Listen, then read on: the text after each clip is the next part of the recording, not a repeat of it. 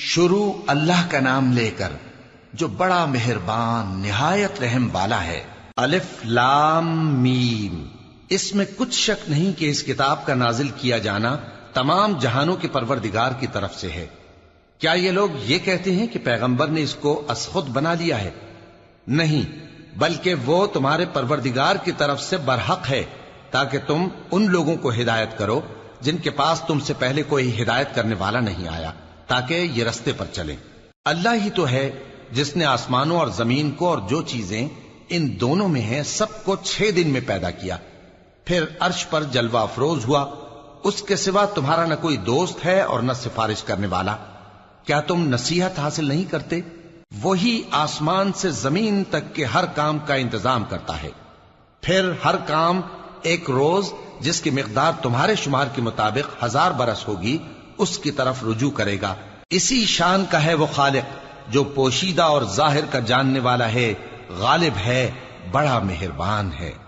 وہی جس نے ہر چیز کو بہت اچھی طرح بنایا، یعنی اس کو پیدا کیا اور انسان کی پیدائش کو مٹی سے شروع کیا، پھر اس کی نسل ایک قسم کے خلاصے سے یعنی حقیر پانی سے بنائی، پھر اس کو درست کیا، پھر اس میں اپنی طرف سے روح پھونکی اور تمہارے کان اور آنکھیں اور دل بنائے، مگر تم بہت کم شکر کرتے ہو۔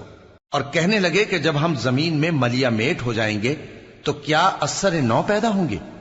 حقیقت یہ ہے کہ یہ لوگ اپنے پروردگار کے سامنے جانے ہی کے قائل نہیں۔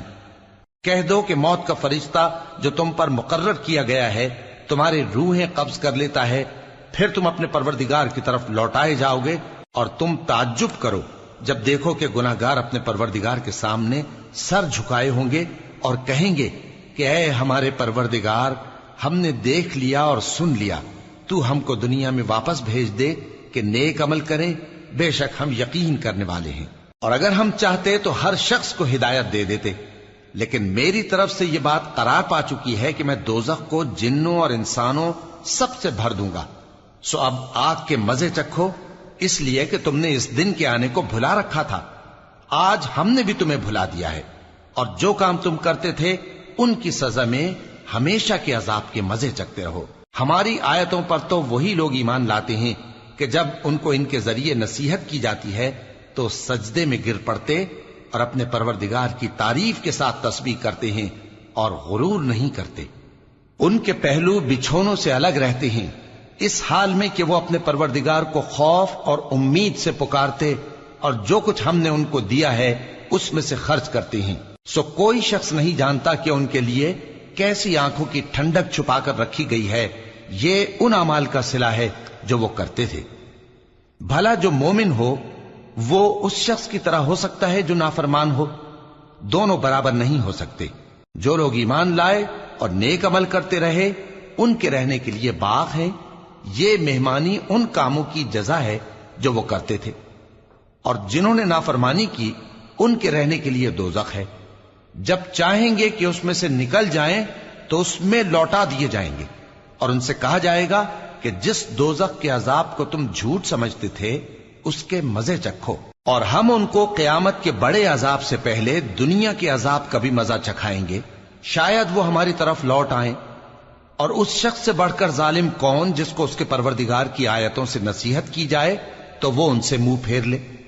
ہم گناہگاروں سے ضرور بدلہ لینے والے ہیں، اور ہم نے موسیٰ کو کتاب دی تو تم ان سے ملاقات ہونے سے متعلق شک میں نہ ہونا، اور ہم نے اس کتاب کو بنی اسرائیل کے لیے ذریعہ ہدایت بنایا تھا، اور ان میں سے ہم نے پیشوا بنائے تھے جو ہمارے حکم سے ہدایت کیا کرتے تھے، جبکہ وہ صبر بھی کرتے تھے اور وہ ہماری آیتوں پر یقین رکھتے تھے۔ بلا شبہ تمہارا پروردگار ہی ان میں جن باتوں میں وہ اختلاف کرتے تھے قیامت کے روز فیصلہ کر دے گا۔ کیا ان کو اس امر سے ہدایت نہ ہوئی کہ ہم نے ان سے پہلے بہت سی امتوں کو جن کے رہنے کے مقامات میں یہ لوگ چلتے پھرتے ہیں ہلاک کر دیا؟ بے شک اس میں نشانیاں ہیں، تو یہ سنتے کیوں نہیں؟ کیا انہوں نے نہیں دیکھا کہ ہم بنجر زمین کی طرف پانی رواں کرتے ہیں، پھر اس سے کھیتی پیدا کرتے ہیں جس میں سے ان کے چوپائے بھی کھاتے ہیں اور یہ خود بھی کھاتے ہیں، تو یہ دیکھتے کیوں نہیں؟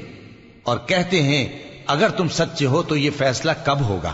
کہہ دو کہ فیصلے کے دن کافروں کو ان کا ایمان لانا کچھ بھی فائدہ نہ دے گا اور نہ ان کو مہلت دی جائے گی، تو ان سے منہ پھیر لو اور انتظار کرو، یہ بھی انتظار کر رہے ہیں۔